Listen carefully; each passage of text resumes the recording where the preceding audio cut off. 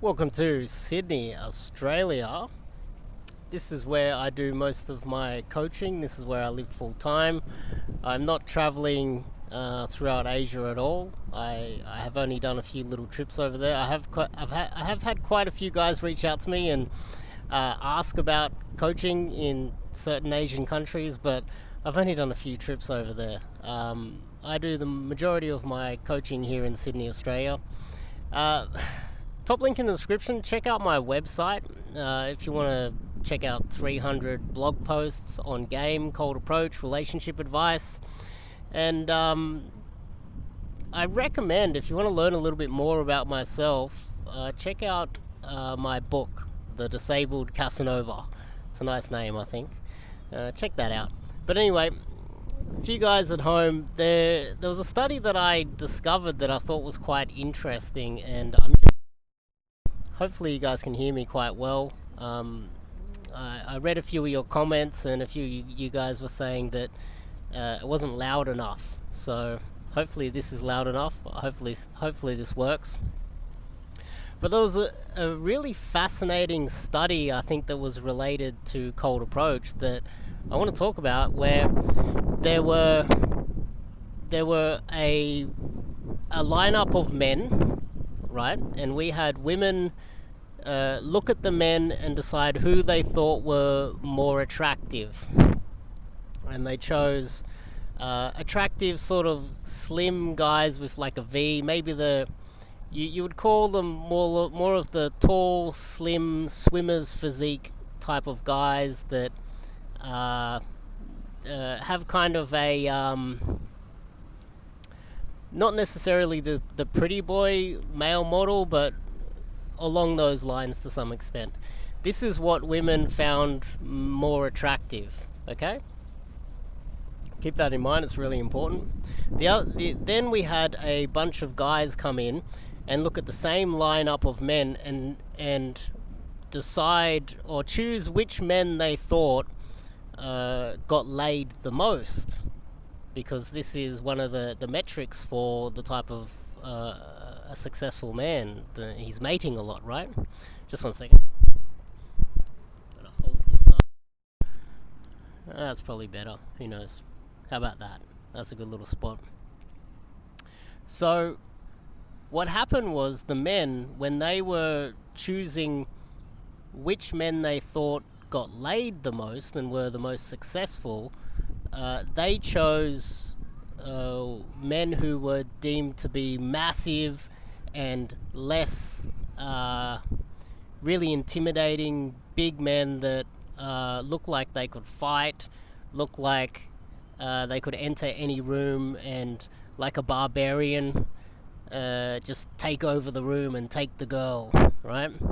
The biggest, most intimidating men. Now,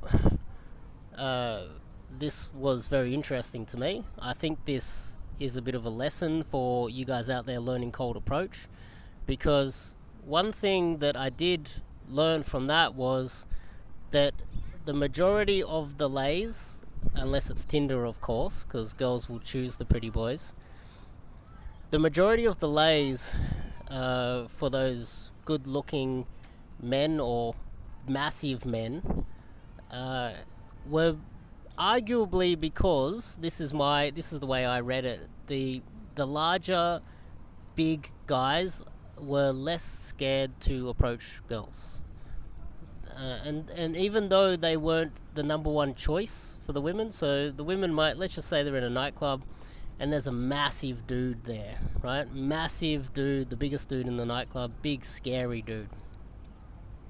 Yet she's attracted to the slimmer guy who's just a little bit shorter. He's got a nice V, he works out, he does a lot of cardio. She's more attracted to him and she hopes he will come over and approach her.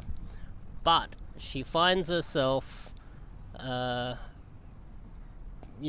being put in front of this massive guy, and no one wants to mess with the massive guy, so he ends up getting the girl at the end of the night. She ends up just going, oh, well, I guess the good-looking guy didn't want me.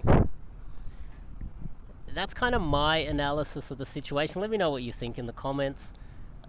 But when we get to that, when we think about that, Myself, I live in Sydney, Australia. I'm not a large, imposing man.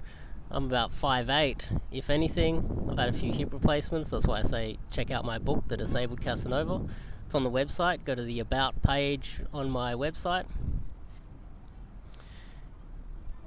I managed to overcome whatever disadvantages I might have by having what I would like to deem the term, coin the term, approaching power. The ability to approach under difficult circumstances, even though I am not the most desirable or largest or most handsome or youngest guy that is within her age range within the room. And I think this is a good lesson for you guys at home, where you can just think, okay, well, I might not be the best looking guy, and this is kind of the black pill mentality, but you do have the ability to overcome that. And that doesn't mean you become a spam bot, and that doesn't mean that you go out there and do kind of ridiculous game. But it does mean that over time, if you refine your game and you are approaching consistently and you're not being silly about it, you should get success. So this study was very interesting to see that the less attractive guys that were just bigger and more imposing, they were less intimidated. This is my analysis of it again, of course. And so therefore they had no problem approaching girls that were probably less likely to want to sleep with them and impose their will on the system so that they could get what they want out of it. And you might not be a big, scary, ugly dude, but there's still some opportunities out there with the right method. And so that's why I recommend cold approach.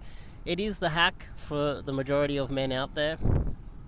So if you're curious what my solution to this, you being single, you're not getting laid lately, my solution to it is check out the website, read a few blog posts, check out my About page, check out my book, and if you are even more curious after that, check out my courses and check out myself, and you can go to the bootcamp page or the immersion page and sign up to do some coaching. And it's in Sydney, Australia. That's where the coaching is. Cold approach coaching in a first world country. We're not going to Bangkok, and I'm not uploading videos from Asia or South America or Eastern Europe where it's easy and kind of hacking the system to try and project that I'm having more success from a third world country. This is Australia. This is Sydney. Check out the website, check out my book, and I'll see you guys in the next video.